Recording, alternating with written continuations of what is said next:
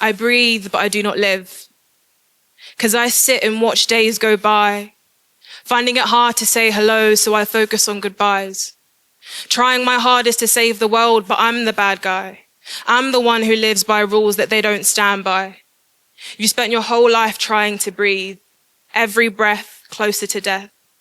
I understand that you were trying, but you focused so much on the fact that you weren't living that you didn't realize that you were dying. You were the voice at the back of your head, no matter how hard you try and escape her. See, I can't even put pen to paper, struggling to put things right in my mind so it joins the list of things that I deal with later. In the meantime, I learned to acknowledge nature. Even the trees gathered to watch the setting of the sun, adding to list of moments that I recall are second to none. Adding, when I was younger, I used to be afraid of insects, bees and flies. And who would have thought that years later I would have hated living, that my fear would be real life, that I would adore the art of communication but hate the interaction, that merely observing humans in their nature would give me enough satisfaction. And it's fascinating, seeing everyone walking in a different path. We're clearly lost somewhere in a pandemic, but we didn't just start wearing masks. She wears a mask to try and hide our laugh, and the other wears it out of fear. The other girl, she wears a mask to try and hide her tears, but it's in the eyes. Like Tony said to Chico, the eyes, they never lie. These eyes were eyes that needed advice. The type of eyes that could make guys wise. I look into her eyes and they speak to me. Her eyes tell me a story of heartbreak, a story of misery. The eyes really are the windows to the soul, and so I look at my eyes. Couldn't stand the truth, so in happiness is where I'd lie. These dry eyes, these I wanna die eyes, these shy eyes, these I'm content with how many times I fail because at least I try eyes. So maybe I'm not happy, but at least I'm content. And when I spend that time by myself, I see that it's time well spent, because I will learn to breathe and live in the moment.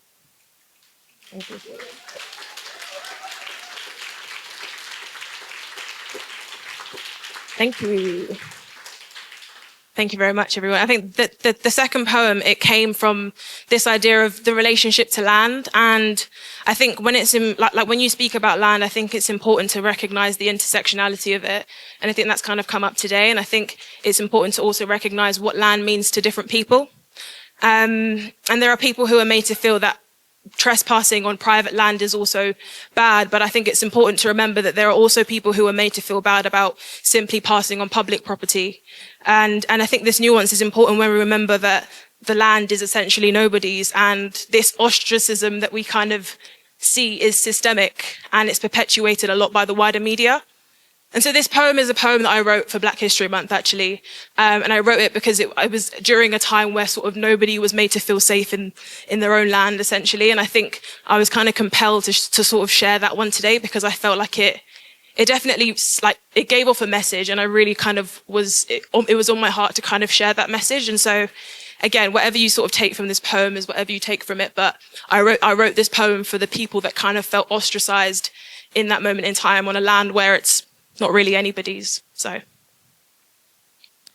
nothing about my black is history, because the pain I feel today.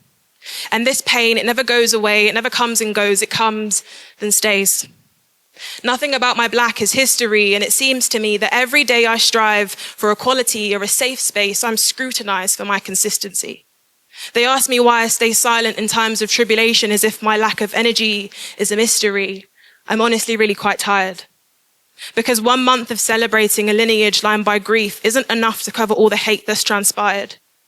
They say the journey to accepting your truth is the longest road, and it's a road I find is filled with flat tires. This month is for celebration, and that celebration requires change. Not to bury your discrimination under the pit of your tongue, because it's still racism, only rearranged. Let me explain. Send them back to where they came from, but only if they look like this and come from here. And suddenly half the families who've been here for years are staying at home, and they're living in fear. It's a problem faced almost every day. These things haven't just suddenly appeared. A foreign snake on British soil, you shed your skin and I shed tears. They ask me why I'm down when things are never looking up. When every video I watch starts with, see, I'm not a racist, but then goes on to say some racist stuff. Send them back to where they came from, but keep the music and the food and half the England team while you're at it. And don't forget to include your doctor and his nurse, the funeral director who helped you pick out his hearse, that sales assistant in that one shop who helped you pick out your purse. Send them all back home because the patriarchy comes first. Get rid of your foundation and see how your building shakes. And try to stand as the people in power laugh at their orchestrated earthquake, as they turn this narrative of giving all you have to having all they take. We're living off crumbs and they get the whole cake. But it's misinformation that's led you to believe that it's your life at stake. Cost of living is high for everyone. Immigrants aren't to blame for your shortcomings or your income. When you add or take away all the conclusions, tell me why there's so much divide in United Kingdom. Thank you very much.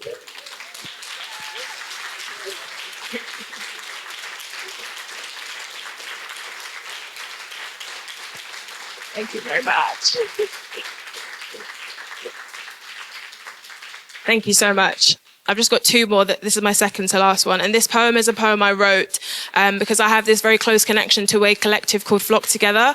And they're a people of colour sort of bird watching group that's based in London. And so they do a lot of kind of work with the younger generation and just a whole range of people. And they do a lot of important work, I find. And based off of my relationship with them, this is one of the first poems I wrote about nature. And again, it's sort of very close to my heart. And that's another reason why I wanted to share it with you guys today.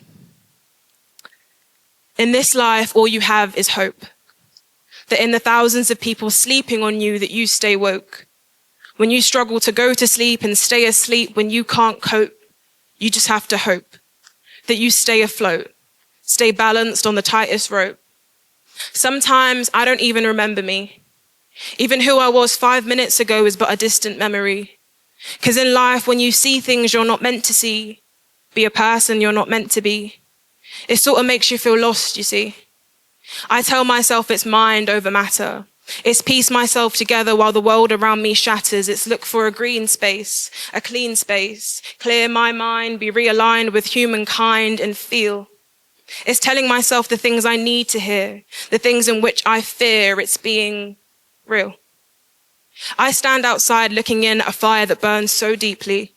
Rain that falls so sweetly, and I'm found lost, broken in pieces, yet though completely whole.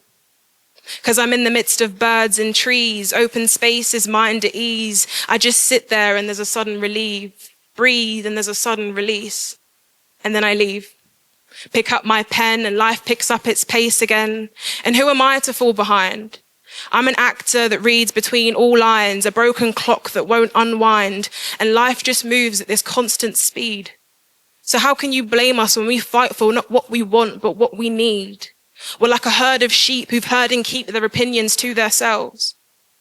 Under the radar, left on shelves, we all want to say things, but we keep it to ourselves. So when I'm alone, with a sad face in a sad place and can't embrace anything, I take myself to this safe space and I try and replace the bad things. I hear the birds sing. When people call my phone, I just let it ring. I'm in the here and now and I wonder how I could ever take this feeling for granted. Thank you.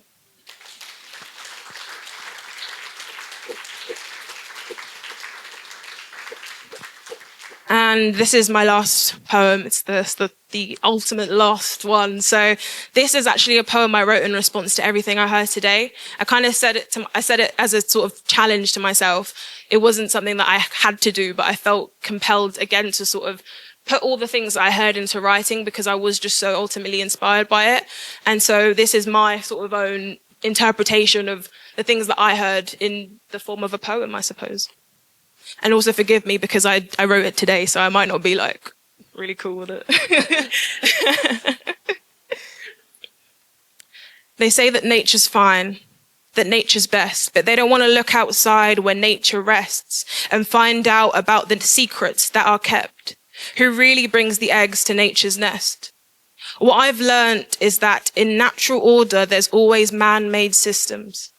People who think that they know best and so they tax their wisdom, try and prove their innocence to all their victims. When I walk in fields in public Richmond Park or I trespass in the private Notting Hill Gardens, regardless, I feel free. Nobody owns this land. Nobody owns the feet in which I use to explore the ground beneath me. Nobody has power over the feeling, the community, social mobility. Nobody owns tranquility. Nobody owns the healing.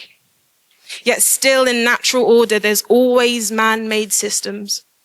So whether we find the solution today or tomorrow, we keep fighting for the chance of a future for those who have missed them. For those who run away from the truth, from the problem or the solution, fight for the future of the children who don't know yet that there is something worth fighting for. And when you feel like you can't fight, then fight some more. Nobody owns this land, so let's fight for an outbreak of common sense. Let's work together to settle the score. Thank you.